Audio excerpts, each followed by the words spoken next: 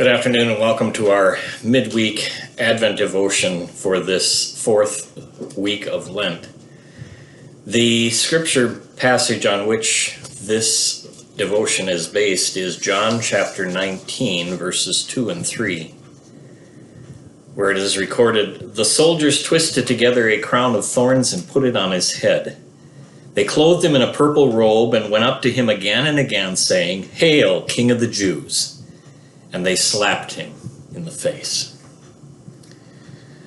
Someone has characterized the earthly life of the Son of God as one solitary life. This author observes that Jesus was born in an obscure village. He was a child of a common woman. He grew up in a second village, equally unheralded. He worked in the carpenter shop of a man who was presumed to be his father until he was about 30 years of age. And then for 3 years, he was an itinerant preacher. He never owned a home, never wrote a book, never traveled far from his birthplace. He never did any of the things that usually add up to human greatness. The authorities condemned his teachings, his friends deserted him, one of his disciples denied that he had ever been with him, and another betrayed him into the hands of the people who wanted to destroy him. He went through the mockery of a trial.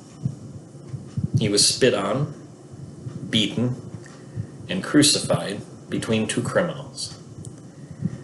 And while he was dying, his executioners gambled for the only valuable possession he had, his coat. And when he was dead, he had to be buried in another man's family grave.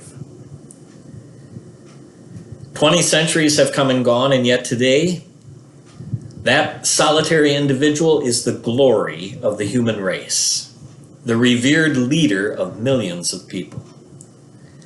All of the armies that have ever marched, all of the navies that have ever assembled, all of the kings that have ever reigned have not affected the life of man on this earth as has that one solitary life. This devotional message tonight was preached by people who, as the saying goes, were accustomed.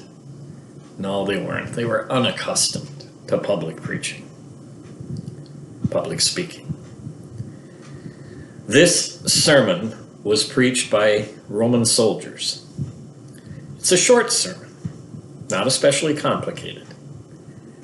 Their sermon was, "Hail, King of the Jews." Why did the soldiers do this? Was it for fun? Was this something that Roman soldiers customarily did? Was it part of the process that, in addition to punishing the prisoner, Roman justice also made a fool out of him? Had Pontius Pilate ordered such a humiliation of this criminal? Or was it that this case was unique, and even the soldiers saw that? I mean, here was a man who was calling himself a king. But look at him. Where is his army? Where is his cabinet? Where are his war horses? "Well, let's welcome the king," the soldiers say. And so they gave him all the trappings that they thought a king of his stature deserved to display. The king has to have a crown. And so it wasn't hard to go out into the hillside and find some spiky, prickly bushes in and around Jerusalem that they wove together in the shape of a crown and then firmly plaited it upon his head. And the king must have a robe. It should be purple, or almost purple, because that's the kingly color. And so most likely the soldiers found an old military cape, probably discolored from the drab or the bright scarlet that it used to be, and now it was kind of a drab purple. That'll be good enough. We can put that on him. And then Matthew's gospel adds the fact that they also put a walking stick in his hand, which was supposed to represent the royal scepter of a king.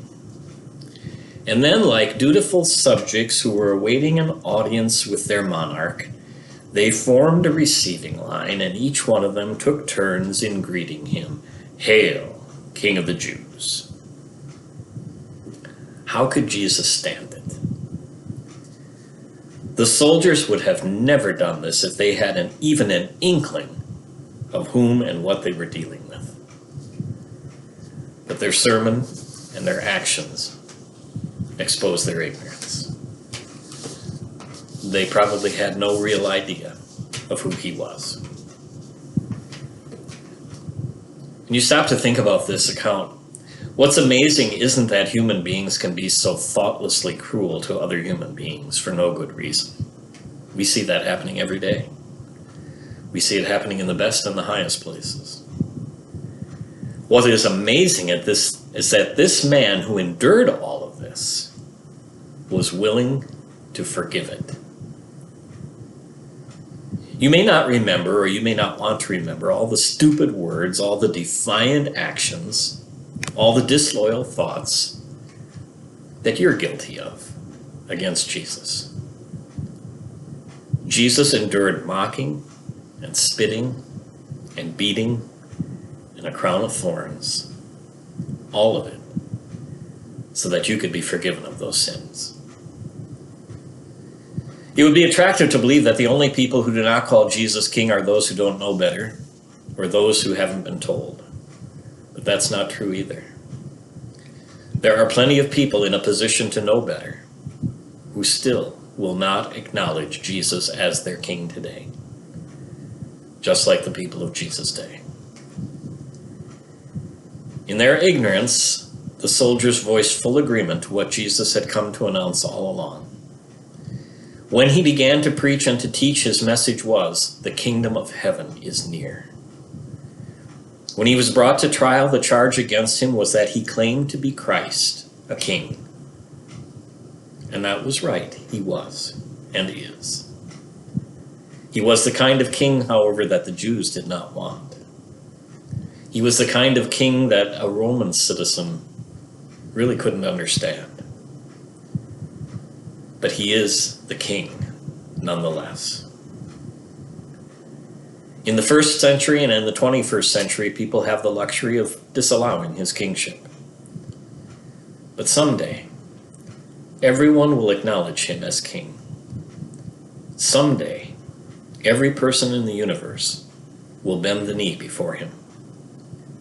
Someday, the very same soldiers who spit in his face and who shouted, "Hail, King of the Jews," will fall on their faces, and they will acknowledge, "Jesus, you are the King."